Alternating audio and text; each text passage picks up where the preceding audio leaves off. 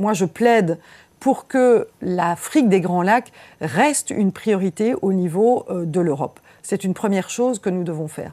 Deuxième chose, c'est bien entendu qu'en matière de coopération au développement, il y ait une action importante qui soit faite dans cette région. Je dis toujours, alors heureusement, la RDC n'a pas été ou a été peu touchée par le virus Ebola de la crise de l'année dernière.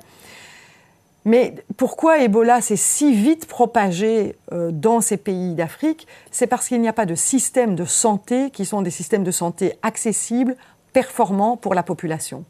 Et donc, on doit travailler avec les pays d'Afrique et particulièrement de la région des Grands Lacs à des dispositifs qui sont des dispositifs collectifs d'accès à la santé, d'accès à l'éducation, d'accès au développement économique aussi.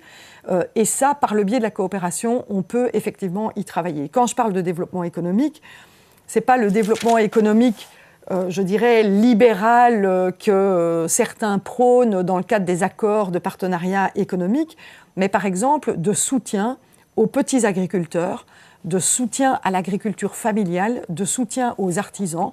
Et donc, c'est ce type de développement que l'on doit impérativement soutenir au niveau de la coopération au développement. Donc, c'est vraiment, nous plaidons pour que ça se fasse de cette manière-là. Et il faut effectivement que ça reste une priorité au niveau européen, de pouvoir travailler avec un acteur, si on prend le pays de la République démocratique du Congo, qui est un acteur clé de la stabilité de cette zone.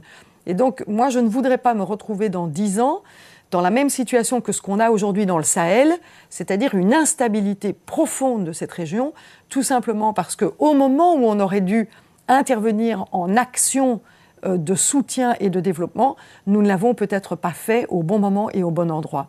Et donc, ça se prévoit, ce genre de situation, et c'est par le biais au soutien que nous pourrons le faire.